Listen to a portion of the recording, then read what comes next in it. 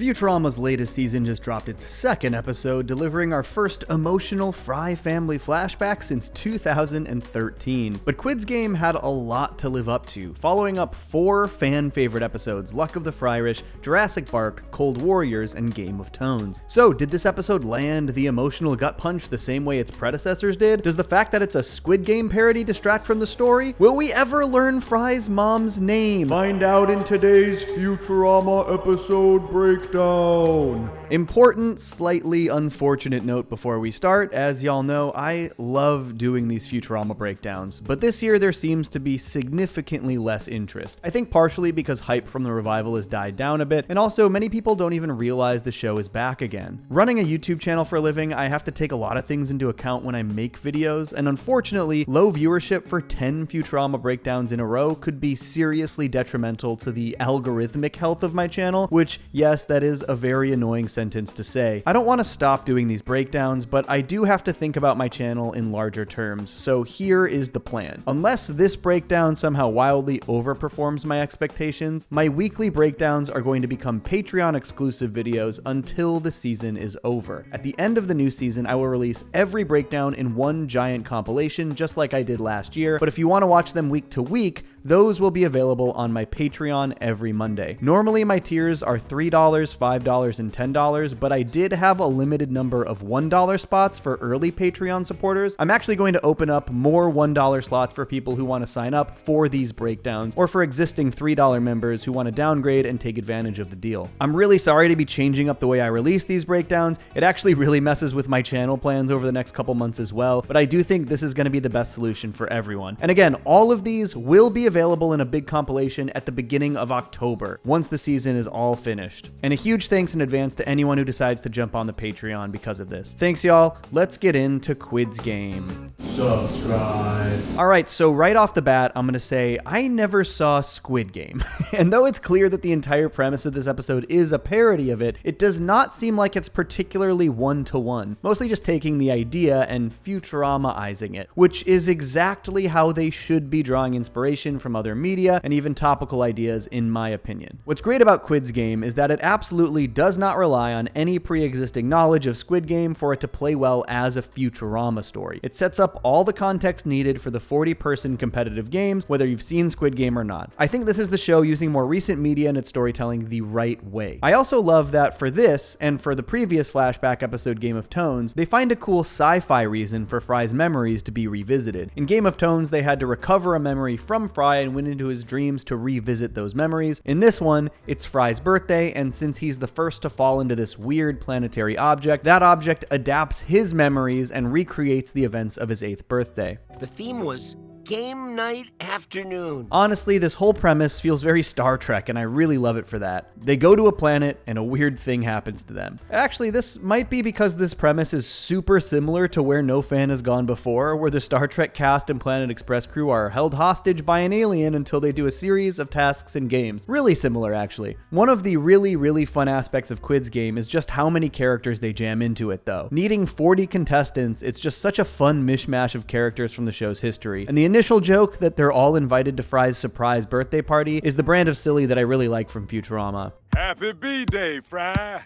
I particularly love that the fortune-telling robot is there for some reason. Also, Randy, who we know from Overclockwise is Fry's next best friend after Bender and Leela. For this flashback episode, the Quids Game events in the future are based on the games that Fry played at his 8th birthday party with his friends. This is actually the earliest flashback we've gotten in any of these episodes, where Jurassic and Game of Tones were leading up to when he was frozen, and both Fryrish and Cold Warriors were when he was around 13 to 14 years old. This seems like a good place to talk more about the previous flashback stories and how this one stands apart from those. Like I said in the introduction, this episode had a lot to live up to, being the 5th episode in the series of Fry Family Flashback episodes. The first, Luck of the Fryrish, is still considered by countless fans to be the best episode the show has ever made, and that is hard to argue with. I think it's currently my 2nd favorite episode of all time. It's an absolute masterpiece, focusing on Fry's strained relationship with his brother. And as if that weren't enough, the next episode in the series is Jurassic Jurassic Bark, without a doubt the most infamous episode in all of Futurama, focusing on Fry's relationship with his dog Seymour. These two episodes were two of the most popular in the original Fox era, and then they even managed to deliver a couple more quite well-regarded flashback episodes in the Comedy Central era, Cold Warriors and Game of Tones, which focus on Fry's relationship with his father and mother respectively. I actually did a video years ago sort of laying out the timeline of Fry's pre-future life, if that interests you. The way these episodes are structured is that they typically go out of their way to end with a flashback that recontextualizes parts of the episode we just saw and deliver a huge emotional gut punch. In luck of the Fryrish, Fry thinks his brother stole his identity, when in reality it was his nephew who was named after Fry after he disappeared. In Jurassic Bark, Fry decides not to resurrect his dog because he learns he lived a very long life, only to reveal that the dog's long life was spent eternally waiting for Fry to return. Cold Warriors delivers an episode where it seems like Fry's got a bad relationship with his father, only for the final flashback to reveal that Fry knows his dad is hard on him because he wants him to be resilient, and that Yancey Sr. fully believes that Fry will pull through and make him proud. Game of Tones is a bit of an outlier because it's more about Fry lamenting the time he lost with his mother, only for him to get the opportunity to actually speak with her in her dreams. Less of a recontextualization, but an incredible emotional gut punch nonetheless. So if you're a fan of this show and know these episodes well, you sort of know the beats that Quids Game is expected to hit. It's going to parallel a story set in the future with one of Fry's memories from the past. This obviously focuses on his 8th birthday, which he seems to have a lot of traumatic memories attached to, and I like this setup because as we watch the flashbacks unfold, it seems like the birthday party is going about as well as Fry could have hoped. One major addition to the lore this episode makes is the reveal of Fry's prior relationship to Josh Gedgie. This character was introduced in Cold Warriors as Fry's bitter rival for the Nerd Search 88 science fair, but this episode's recontextualization reveals that they were actually best friends until the events of his 8th birthday. While this clearly wasn't the intention when Gedgie was introduced, I actually quite like this revelation. I think it fits pretty nicely into the sort of tragedy of the Fry family timeline, and it also leaves any viewers who are super familiar with these episodes with a hint that something is going to go wrong, alongside Fry's generally woeful recollections of the birthday party. And the escalated versions of all the party games from his 8th birthday are pretty fun to watch, even if the characters are under the impression that all of their friends and loved ones are dying as they're playing. But the barrel of monkeys turning into an actual human hanging chain over acid, and I generally just enjoyed all of the games being adjusted to be To the death! While I do think the episode mostly stuck the landing, there is one aspect that feels a bit ham-fisted to me. The entire crux of the conflict revolves around Fry's traumatic memories of being accused of being a cheater at his birthday party, since he somehow won every single game. And I think this is a fine idea, and the way it comes back around in the recontextualizing flashback works really well for me. But I think the execution of Fry's trauma surrounding it is a bit clunky. I can't do that, Leela. I am not a cheater. I'm not. Look, I think it's a good idea to have Fry be reflecting on this sad memory, but I really think they lay the whole cheater thing on a bit thick. I've never cheated in my life. Never. But I'll do it. This once. Obviously, this is partially because this was just never something that has been established about Fry, but I don't think the episode needed it to be spelled out that explicitly. It almost felt like they didn't quite trust the audience to get the correlation between his memories. The way Fry keeps whining about being seen as a cheater feels very unnatural and kind of juvenile.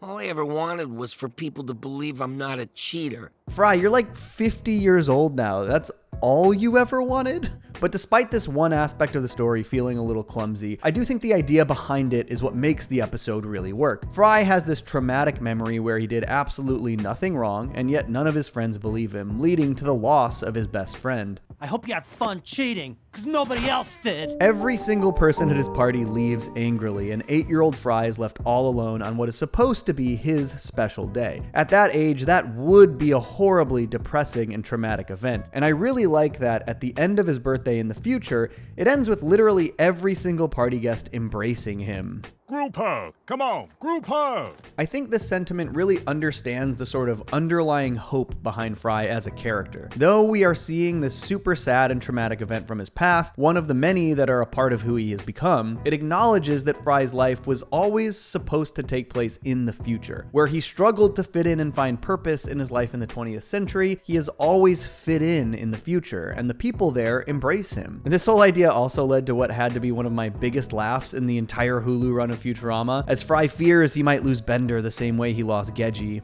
I lost a best friend a long time ago because he thought I was cheating, and I'm not gonna let it happen again. I don't want to lose you either, Fry. Oh god, Hattie McDougal is just one of the greatest side characters in Futurama history. Okay, so let's talk about that final beat now. The all-important emotional gut punch that these flashback episodes sort of hinge on. The reveal is essentially that though Fry did not cheat himself, his mother tipped the scales in his favor in every single gaming event that they played. He's my son, and I love him. And I want to give him a birthday that'll leave him feeling like a winner for once. And so, essentially, this thing that Fry's mother attempted to do to make him feel better about himself was actually the exact thing that made his 8th birthday the worst, most traumatic birthday he's ever had. Because of his mother's actions, he lost his best friend and seemingly the rest of his friends as well. Even this kid who just looks so sick. And I think this is a pretty affecting ending. It's really messed up. And if you're gonna compare it to any of the other endings of these flashback episodes, I think the closest analog is Jurassic Bark, though obviously it isn't quite that depressing. But here's the distinction. Episodes like Luck of the Fryrish actually show Fry learning that recontextualization alongside the audience. The moment we realize how much Fry's brother misses him, Fry does as well. In Cold Warriors, the audience is learning something that Fry actually already knew the entire time, so it changes our perception of what Fry was going through the entire episode. Game of Tones, the audience and Fry learn simultaneously that he would actually get this opportunity to say goodbye to his mother, and that she would actually remember it. It changes the context of Fry's disappearance in relation to Mrs. Fry. But with Jurassic Bark and now Quids Game, the audience is learning new context that Fry never learns. In Jurassic Bark, we just have to watch poor Seymour tragically wait years for Fry, even though Fry thinks Seymour forgot about him and lived a whole life without him. And in Quids Game, we learn why Fry's friends thought he was cheating and abandoned him, while it fully remains this depressing mystery from Fry's point of view. We know the lengths that Fry's parents went for him because they cared about him, but he never actually learns that himself. Both Jurassic Bark and Quids Game are like this double whammy of depression. Oh, you're not gonna get your dog back, and also he waited for you for 10 years and never forgot about you, but you'll never know that. And oh, you lost all of your best friends at this horrible birthday party, and you never learned that it was just because your parents really love you. Kinda brutal, man. I do think Quids Game's ending feels different than every other one of these flashback episodes, even though Jurassic Bark is definitely the closest analog. Obviously, Jurassic is just a heart-wrenchingly depressing final sequence, but this is more of a, oh my god, that is so messed up, bro. I wasn't sure how I felt about it the first time I saw it, but it settled in well for me. I think this episode fits really nicely in with the other 4 in the Fry Family Flashback canon. It's a nice addition. I will say, this is the second of these flashback episodes in a row that sort of puts a microscope on Fry's mother, and yet she is the only member of his family who has not been officially named in the text of the series, and I kinda hate that. Even the dog has a name.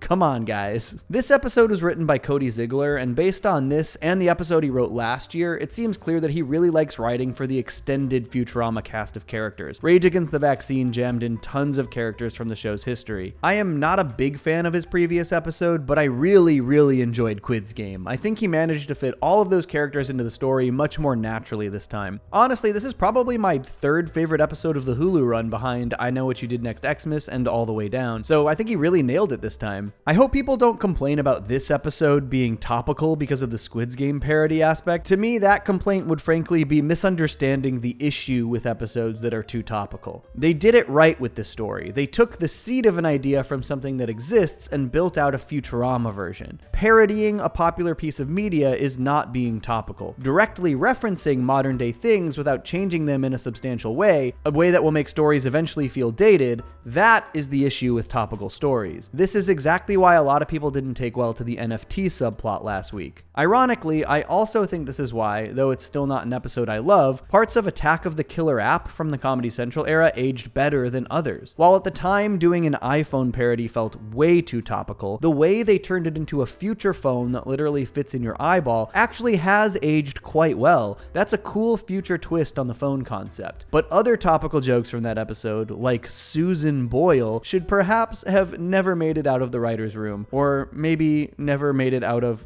the brain of whoever thought of it. Overall, I think this is a super strong episode. I laid out the things that feel a little clunky to me, but it's still easily one of the best of the Hulu era so far. I'm not entirely sure where I think it ranks amongst the other 4 Fry Family Flashback eps, which vary from good to masterpiece, but I think the fact that it can stand among those pretty confidently is all I need. Next week is The Temp, another episode I'm very excited to talk to y'all about. I think you'll like that one if you're a fan of sort of old school Star Trek or Twilight Zone style sci-fi stories. Of course, just a reminder, in all likelihood these Futurama breakdowns will be exclusive to my Patreon each week until the compilation at the end of the year. Again, I'm very sorry about that, but thank you so much for tuning in, and I'll catch you next time. Peace.